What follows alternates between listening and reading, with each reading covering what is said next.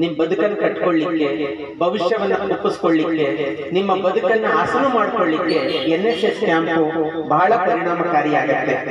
ಯುವ ಜನತೆ ಮತ್ತು ಜೀವನ ಮೌಲ್ಯವನ್ನು ಕುರಿತಾಗಿ ನಾನು ಮಾತಾಡಬೇಕಾಗಿದೆ. ಮಕ್ಕಳಿಗೆ ಡೈವರ್ಷನ್ ಜಾಸ್ತಿ ಆಗಿದೆ, ಕುತೂಹಲಗಳು ಬೇರೆ ಆಗಿದೆ, ಗುರಿ ಉದ್ದೇಶಗಳು ಬೇರೆ ಆಗಿದೆ, ತತ್ಕ್ಷಣದ ಸುಖ ಬೇಕಾಗಿದೆ, ಭ್ರಮೆ ಬೇಕಾಗಿದೆ, ಇನ್ಸ್ಟೆಂಟ್ ಆಗಿ ಎಲ್ಲ ಸಿಕ್ಬೇಕಾಗಿದೆ, ಅಡಿಗೆ ಮಾಡ್ದಂಗೆ ಆನ್ಲೈನ್ ಅಲ್ಲಿ ತರಿಸ್ಕೊಳ್ಳುವಂತ ಮನಸ್ಥಿತಿ ಇವತ್ತು ಬಂದೋಗಿದೆ.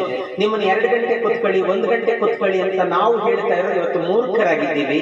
ಒಂದು ಕಾಲಕ್ಕೆ ನಮ್ಗೆಲ್ಲ ಬರೀ ಮೇಷ್ಟ್ರುಗಳು ಜಾಸ್ತಿ ಪಾಠ ಮಾಡ್ತಾ ಇದ್ರು, ಎಲ್ಲೋ ಮಧ್ಯದಲ್ಲಿ ಒಂದು ಹಾಡು ಹೇಳಿಸ್ತಾ ಇದ್ರು, ಮಧ್ಯದಲ್ಲಿ ಒಂದು ಡ್ಯಾನ್ಸ್ ಮಾಡಿಸ್ತಾ ಇದ್ರು. ಹಂಗಾಗಿ ನಾವು ಕೇಳೋದನ್ನ ಜಾಸ್ತಿ ಕಲ್ತ್ವಿ. ಈಗ ನಿಮಗೆ ಕೇಳೋದು ಬೇಕಾಗಿಲ್ಲ, ಕುಣಿಯೋದು ಬೇಕು. ಕೈಯಲ್ಲಿ ಹಿಡ್ಕೊಂಡು ಬಗ್ ನೋಡ್ಕೊಂಡು ಕುತ್ಕೊಂಡ್ಬಿಟ್ರೆ ಇಡೀ ಜಗತ್ತು ಕಾಣುತ್ತೆ, ಮೊಬೈಲ್ ತಕೊಂಡು ಕುತ್ಕೊಂಡ್ಬಿಡ್ತೀವಿ. ಹಂಗಾಗಿ ಎಡಗೈನಲ್ಲಿ ಹಿಡ್ಕೊಂಡು ಬಲಗೈನಲ್ಲಿ ಮುಟ್ಕೊಂಡು ಬಗ್ ನೋಡ್ಕೊಂಡು ಕುತ್ಕೊಂಡ್ಬಿಟ್ರೆ ಇಡೀ ಜಗತ್ತು ನನಗೆಲ್ಲ ಕಾಣಿಸ್ತಾ ಇದೆ ಅನ್ನೋ ಭ್ರಮೆನಲ್ಲಿ ಇರ್ಬೇಕಾದಾಗ ಮಕ್ಕಳ ನಿಮ್ಗೆ ಯಾವ ಉಪನ್ಯಾಸನೂ ಬೇಕಾಗಲ್ಲ. ಹಂಗಾಗಿ ಬಗ್ ನೋಡ್ಕೊಂಡು ಕುತ್ಕೊಂಡ್ಬಿಟ್ರೆ ಸಾಕು, ಅಲ್ಲೇ ಎಲ್ಲ ನಾವು ಮುಟ್ಕೊಂತೀವಿ ಸರ್, ಎಲ್ಲ ನೋಡ್ಕೊಂತೀವಿ ಸರ್ ಅನ್ನೋ ಭ್ರಮೆನಲ್ಲಿ ಇವತ್ತು ನಾವು ಬದುಕ್ತಾ ಇದ್ದೀವಿ. ಹಾಗಾಗಿ ಇವತ್ತು ಭಾಷಣನೂ ಬೇಕಾಗಿಲ್ಲ, ಎಕ್ಸಾಮು ಬೇಕಾಗಿಲ್ಲ, ಮಾರ್ಕ್ಸ್ ತಗೋಬೇಕು. ನೀವು ಹುಡುಗರು ಹೇಳ್ತಾರೆ ಹೆಂಗು ಹಿಂಗಾದ್ರೆ ನಿಮ್ಗೆ ಯಾಕೆ ಸರ್ ಪಾಸ್ ಆಗೋದು ನನಗೆ ಗೊತ್ತಿದೆ ಅಂತ. ಅಂದ್ರೆ ಪಾಸ್ ಆಗೋ ಸ್ಕಿಲ್ ಗೊತ್ತಿದೆ ಮಕ್ಕಳಿಗೆ, ಓದಬೇಕು ಅನ್ನುವ ಕಠಿಣ ಶ್ರಮ ಶ್ರದ್ಧೆ ಇವತ್ತು ಬೇಕಾಗಿಲ್ಲ. ಇವತ್ತಿನ ಯುವ ಜನಾಂಗ ಹಂಗಾಗಿದೆ. ಕುವೆಂಪು ವೇದಿಕೆಯವರು ನನಗೆ ನೆನಪಾಯಿತು, ಹಿಂದೆ ಗುರು ಇದ್ದ ಮುಂದೆ ಗುರಿ ಇತ್ತು, ಸಾಗುತ್ತಿತ್ತು ರಣಧೀರರ ದಂಡ. ಈಗ ಹಿಂದೆ ಗುರು ಇಲ್ಲ, ಮುಂದೆ ಗುರಿ ಇಲ್ಲ, ಸಾಗುತ್ತಿದೆ ರಣಹೇಡಿಗಳ ಹಿಂಡು ಅಂತಾರೆ. ನಾವು ಈ ಮಾತನ್ನ ಎಷ್ಟು ಅನಾಲಿಸಿಸ್ ಮಾಡ್ಬೋದು ಇದನ್ನ. ಹಾಗಾದ್ರೆ ನಾವೆಲ್ಲ ಹಿಂದಿನ ಮೇಷ್ಟ್ರಲ್ವಾ? ಮುಂದೆ ನಿಮ್ಗೊಂದು ಗುರಿ ಇಲ್ವಾ? ಹಿಂಗಾಗೋಗ್ಬಿಟ್ರೆ ಮನೆಯಲ್ಲಿ ತಂದೆ ತಾಯಿ ಮಾತು ಕೇಳಂಗಿಲ್ಲ, ಶಾಲಾ ಕಾಲೇಜುಗಳಲ್ಲಿ ಮೇಷ್ಟ್ರುಗಳು ಮಾತು ಕೇಳಲ್ಲ, ಇನ್ನು ಪಬ್ಲಿಕ್ಸ್ಗೆ ಸಂಬಂಧವೇ ಇಲ್ಲ. ಹಾಗಾದ್ರೆ ನಾವು ಬದುಕನ್ನು ಕಟ್ಕೊಳ್ಳೋದು ಹೇಗೆ? ಒಬ್ಬ ವಿವೇಕಾನಂದ ಬೇಕು, ಒಬ್ಬ ಮಹಾತ್ಮ ಗಾಂಧಿ ಬೇಕು, ಒಬ್ಬ ಬುದ್ಧ ಬೇಕು, ಬಸವಣ್ಣ ಬೇಕು, ಅಂಬೇಡ್ಕರ್ ಬೇಕು, ಮದರ್ ತೆರೇಸಾ ಬೇಕು. ಯಾವಾಗ? ಪಠ್ಯಕ್ಕೆ, ಎಕ್ಸಾಮ್ಗೆ. ಮತ್ತು ಬದುಕಿಲ್ವ ಅದ್ರ ಆಚೆಗೆ?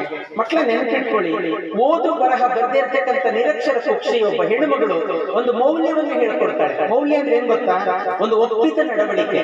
ಒಂದು ಸಮಾಜದ ಜನ ಹಿಂಗು ಬದುಕಬೇಕು, ಹಿಂಗಿದ್ರೆ ಸರಿ, ಮಗನ ಹಿಂಗ್ ಬೆಳಿಬೇಕು, ಮಗಳು ಅಂದ್ರೆ ಹಿಂಗ್ ಬೆಳಿಬೇಕು, ಹಿಂಗಿದ್ರೆ ಸಮಾಜ ಚೆನ್ನಾಗಿರುತ್ತೆ ಅಂತ ಏನ್ ಹಾಕೊಟ್ಟಿದ್ದಾರಲ್ಲ ಅದೆಲ್ಲವೂ ಮೌಲ್ಯ. ಒಂದು ಒಪ್ಪಿತವಾದಂತ ನಡವಳಿಕೆ, ಒಪ್ಪಿತವಾದಂತ ವರ್ತನೆ, ಅದೇ ಮೌಲ್ಯ. ಹಿಂಗಿರ್ಬೇಕಪ್ಪ ಅವ್ರು ಹೇಳ್ತಾಳೆ. ಓದು ಬರಹ ಬರ್ದೇ ಇರ್ತಕ್ಕಂಥ ನಿರಕ್ಷರ ಪಕ್ಷಿ ಹೆಣ್ಣುಮಗಳು ಮಗನಿಗೆ ಹೇಳ್ತಾಳೆ, ಆಚಾರಕ್ಕರ ಸಾಗು, ನೀತಿಗೆ ಪ್ರಭುವಾಗು, ಮಾತಿನಲ್ಲಿ ಚೂಡಾಮಣಿಯಾಗು ನನ್ನ ಕಂದ, ಜ್ಯೋತಿಯೇ ಆಗು ಜಗಕ್ಕೆಲ್ಲ ಅಂತ ಹೇಳ್ಕೊಡ್ತಾಳೆ. ಹಸಿದವರಿಗೆ ಅನ್ನವನಿಕ್ಕು, ಶಿಶುವಿಗೆ ಪಾಲ್ಬೆಣ್ಣೆಯಲ್ಲಿ, ಬಿಸಿಲಲ್ಲಿದ್ದವರ ನೆರಳಿಗೆ ಕರೆದರೆ ಹಸುವಲ್ಲದ ಪುಣ್ಯ ಮಗನಿಗೆ ಅಂತ ಹೇಳ್ಕೊಡ್ತಾಳೆ. ಇದು ಮೌಲ್ಯ. ಮಂದಿ ಮಕ್ಕಳೊಳಗ ಚಂದಾಗೊಂದಿರಬೇಕಾ, ನಂದಿ ಕೋಲಾಶವನ ದಯದಿಂದ ಹೋಗುವಾಗ ಮಂದಿ ಬಾಯಾಗ ಇರಬೇಕಾ ಅಂತ ಹೇಳ್ಕೊಡ್ತಾಳಲ್ಲ ಮಕ್ಕಳ, ಇದು ಮೌಲ್ಯ. ಇವತ್ತು ಯಾವುದು ಬೇಕಾಗಿಲ್ಲ, ಯಾವುದು ಬೇಕಾಗಿಲ್ಲ.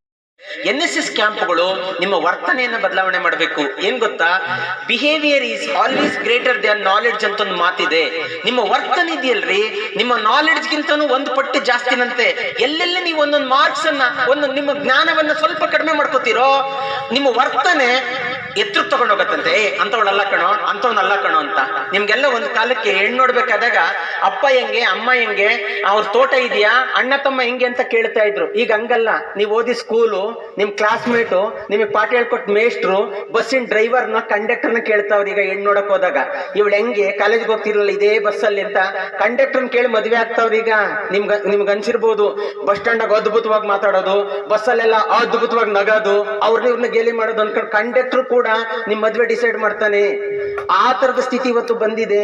ಹಂಗಿರ್ಬೇಕಾದಾಗ ಮೌಲ್ಯಗಳನ್ನ ನಾವು ಹೊಂದುವಂತ ಕ್ರಮ ಇದೆಯಲ್ಲ ಮಕ್ಕಳ, ಇದು ಬಹಳ ಮುಖ್ಯವಾದದ್ದು. ಹಾಗಾಗಿ ವಿದ್ಯೆ ಕಲಿತವರು ವಿನಯವಂತರಾಗಬೇಕಿತ್ತು, ಆದರೆ ಹಾಗಾಗಲಿಲ್ಲ. ಹಣವಂತರು ದಾನಿಗಳಾಗಬೇಕಿತ್ತು, ಆದರೆ ಹಾಗಾಗಲಿಲ್ಲ. ಬಹುಜನರು ಒಬ್ಬ ಗುರು ಮಾರ್ಗದರ್ಶನದಲ್ಲಿ ನಡೆಯಬೇಕಿತ್ತು, ಆದರೆ ಹಾಗಾಗಲಿಲ್ಲ. ಇನ್ನೆಲ್ಲಿಯ ಪ್ರಬುದ್ಧ ಭಾರತದ ಕನಸು ಮಿತ್ರರೇ? ಹಿಂದೆ ಗುರು ಇರಲಿ, ಮುಂದೆ ಗುರಿ ಇರಲಿ, ನಡುವೆ ನೀವು ದಾರಿ ತಪ್ಪುವುದಿಲ್ಲ.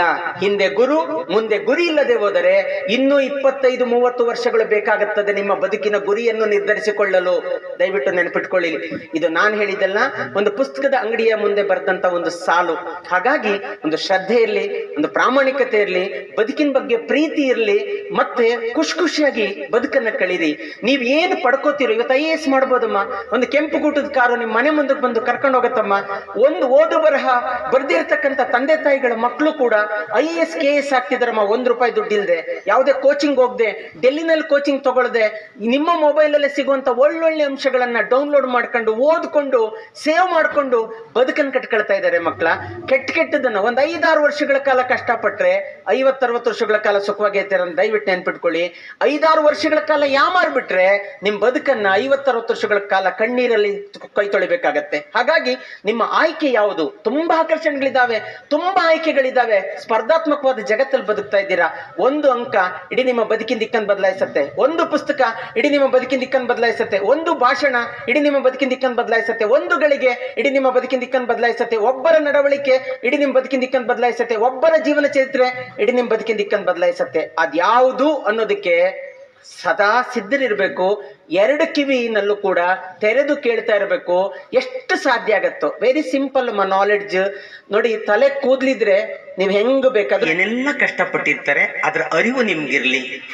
ಮೆತ್ತಗಾದ ತಂದೆ ತಾಯಿಗೆ ಒಂದು ಪ್ರೀತಿಯಿಂದ ಅನ್ನ ಹಾಕಿ, ನಿಮ್ಮ ನೆರೆಹೊರೆಯವರನ್ನ ಪ್ರೀತಿಯಿಂದ ಕಾಣಿ. ಯಾಕೆ ಗೊತ್ತಾ? ರಸ್ತೆಗಳು ತುಂಬಾ ವಿಶಾಲ ಆಗ್ತಾ ಇದಾವೆ, ಮನಸ್ಸು ಸಂಕುಚಿತ ಆಗ್ತಾ ಇದೆ. ದೊಡ್ಡ ದೊಡ್ಡ ಬಿಲ್ಡಿಂಗ್ ಅಲ್ಲಿ ಬದುಕ್ತಾ ಇದ್ದೀವಿ, ಆದ್ರೆ ನಮ್ಮ ಮನಸ್ಸನ್ನ ತುಂಬಾ ಕೆಟ್ಟದಾಗಿ ತಂದ್ಕೊಡ್ತಾ ಇದ್ದೀವಿ. ಒಂದಿಷ್ಟು ಅನ್ಯೋನ್ಯತೆ, ಒಂದಿಷ್ಟು ಸಹಕಾರ, ಒಂದಿಷ್ಟು ಜೀವನ ಪ್ರೀತಿ, ಒಂದಷ್ಟು ಆದರ್ಶಗಳು, ಒಂದಿಷ್ಟು ಖುಷಿ, ಒಂದಿಷ್ಟು ನಗು ತುಂಬಾ ಚೆನ್ನಾಗಿದೆ ಮಕ್ಕಳು. ನೀವು ಒಳ್ಳೆ ಕಾಲದಲ್ಲಿ ಹುಟ್ಟಿದ್ದೀರಿ. ಇದೇ ನಾ 20-25 ವರ್ಷದ ಹಿಂದೆ ಹುಟ್ಟಿದ್ದಿದ್ರಿ ಇಷ್ಟು ಚೆನ್ನಾಗಿ ಎಂಜಾಯ್ ಮಾಡಕ್ ಆಗ್ತಿರ್ಲಿಲ್ಲ. ನೀವು ಒಳ್ಳೆ ಕಾಲದಲ್ಲಿ ಹುಟ್ಟಿದ್ದೀರಿ, ಒಳ್ಳೆ ಆಪರ್ಚುನಿಟೀಸ್ ಇದೆ, ಒಳ್ಳೆ ಮೀಡಿಯಾ ಇದೆ. ನಾನು ಹೇಳಿದ್ನಲ್ಲ, ಮೊಬೈಲ್ ನಮ್ಗೆ ಅರುಣ್ ಕುಮಾರಿನ ಕೇಳಿ ನೆಟ್ ಬರಿಬೇಕಾದಾಗ ನಮ್ ಕ್ವಶನ್ ಪೇಪರ್ ಪ್ಯಾಟರ್ನ್ ಇರ್ಲಿಲ್ಲ ಮಕ್ಕಳ. ನಿಮ್ಗೆ ಇವತ್ತು ಗೂಗಲ್ ಅಲ್ಲಿ NET ಕ್ವಶನ್ ಪೇಪರ್ ಅಂತ ಹೊಡೆದ್ರೆ 100 ಬರುತ್ತಮ್ಮ. ಒಳ್ಳೆ ಕಾಲದಲ್ಲಿ ಇದ್ದೀರಿ. ಅದಕ್ಕೆ ನಾನು ಹೇಳೋದು, ಚೆನ್ನಾಗಿ ಬದುಕಿ. ಜೀವನ ಇದೆಯಲ್ಲ ಬಹಳ ವ್ಯಾಲ್ಯೂಯಬಲ್. ಒಂದೊಂದು ಕ್ಷಣನೂ ಇಂಪಾರ್ಟೆಂಟ್ ನಿಮ್ಮ ಬದುಕಲ್ಲಿ ತಿಳ್ಕೊಳ್ಳಿ. ಯಾಕೆ ಗೊತ್ತಾ? ಫೇಲ್ ಆದವನಿಗೆ ಗೊತ್ತಾಗತ್ತಂತೆ 1 ವರ್ಷದ ಇಂಪಾರ್ಟೆನ್ಸ್. ಫೇಲ್ ಆದವನಿಗೆ 1 ವರ್ಷದ ಇಂಪಾರ್ಟೆನ್ಸ್ ಗೊತ್ತಾಗತ್ತಂತೆ. ಹೊಟ್ಟೆನಲ್ಲಿ 8 ತಿಂಗಳು ಮಗುನ ಹೊಟ್ಟೆನಲ್ಲಿ ಒತ್ಕೊಂಡಿರೋಳಿಗೆ 9 ತಿಂಗಳು ಯಾವಾಗ ಆಗತ್ತಂಪ ಅಂತ ತಾಯಿ ಗೊತ್ತಾಗತ್ತಂತೆ 1 ತಿಂಗಳು ಮೌಲ್ಯ. ಕೂಲಿ ಹೋದವನಿಗೆ ಒಂದು ದಿನ ಬೆಳಿಗ್ಗೆ 8 ಗಂಟೆಗೆ ಹೋದ್ರೆ ರಾತ್ರಿ 10 ಗಂಟೆ ತನಕ ಹೆಂಗಪ್ಪ ಕೂಲಿ ಕೆಲಸ ಮಾಡೋದು ಅಂತ 1 ದಿನದ ಬೆಲೆ ಕೂಲಿ ಹೋಗೋನಿಗೆ ಗೊತ್ತಾಗತ್ತಂತೆ. 1 ನಿಮಿಷದ ಬೆಲೆ, 1 ಗಂಟೆಯ ಬೆಲೆ ಪ್ರಿಯತಮೆಗಾಗಿ ಕಾಯುವ ಪ್ರಿಯಕರನಿಗೆ ಗೊತ್ತಾಗತ್ತಂತೆ. ಇವ್ಳು ಬರ್ಲಿಲ್ವಲ್ಲ, ಬೆಲ್ಲಾದ್ರೂ ಯಾರ್ದೋ ಸದ್ದಾದ್ರೆ, ಯಾರ್ದೋ ಕೈ ಬಳೆ ಸದ್ದಾದ್ರೂ ಕೂಡ ಅವಳೇನಂತ ಅಷ್ಟು ಸಂಕಟ. ಯುಗವೊಂದು ಕ್ಷಣವೊಂದು ಯುಗ ಆಗತ್ತಂತೆ. ಪ್ರಿಯತಮೆಗಾಗಿ ಕಾಯುವ ಪ್ರಿಯಕರನಿಗೆ 1 ಗಂಟೆ ಎಷ್ಟು ಕಷ್ಟ ಅಂತ ಅರ್ಥ ಆಗತ್ತಂತೆ, ಕಷ್ಟ ಆಗತ್ತಂತೆ.